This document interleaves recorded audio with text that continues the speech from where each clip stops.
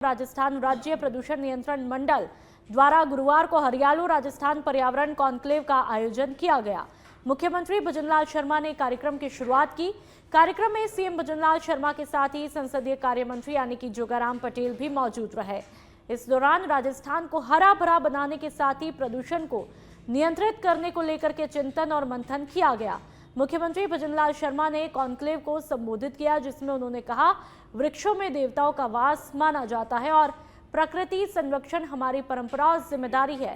CM ने बताया, पर्यावरण संरक्षण की शुरुआत घर से होनी चाहिए और आने वाले समय में प्रकृति को संरक्षित करना बेहद जरूरी है। उन्होंने ये भी कहा कि राजस्थान सरकार के 2 सालों में पर्यावरण संरक्षण के क्षेत्र में महत्वपूर्ण कार्य किए गए हैं, जिससे पौधे के पनपने की दर में 80 से 90% तक बढ़ोतरी भी हुई है।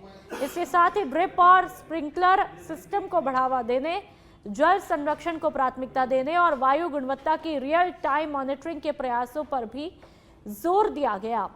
सीएम ने हरियालू राजस्थान मिशन को एक मील का पत्थर भी माना है। जो कि हमारे पूर्वज ने जिस तरह का एक आंकलन किया है, क्योंकि हम पहाड़ों को भी पूजते हैं, हम वृक्षों को भी पूजते हैं, हम नदियों को भी पूजते हैं, हम धरती माता को भी पूजते हैं।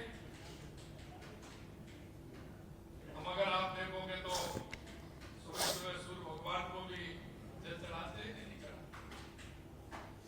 ये आप अगर परिदृश्य से देखोगे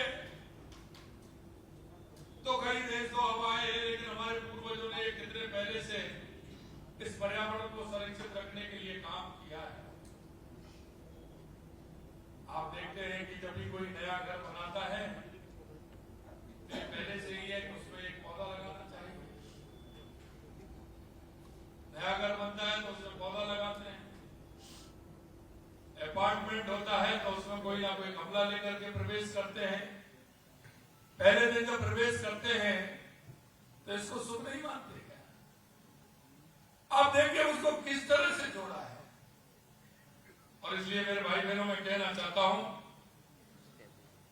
कि आप अगर देखोगे तो वृक्ष हमारे जीवन दाता है, नदियां हमारी जीवन दाता है, वृक्षों में देवताओं का वास माना जाता है। और अनुभव करोगे तो माना ही जाता नहीं है, इसको कोई झुठला नहीं सकता। पानी के बिना कोई जीवित नहीं रह सकता, ऑक्सीजन के बिना कोई जीवित नहीं रह सकता। अगर हमारा पर्यावरण सुरक्षित रहेगा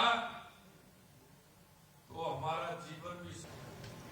वन को किस तरह से संरक्षित करना है, हमारे पहाड़ी क्षेत्रों को किस तरह से संरक्षित करना है, हमारी जो नदियां बह रही है उसको प्रदूषित होने से किस तरह से रोकना है, हमारे जो अंडरग्राउंड वाटर है वो जो कम हो रहा है उसको किस तरह से बढ़ाना है।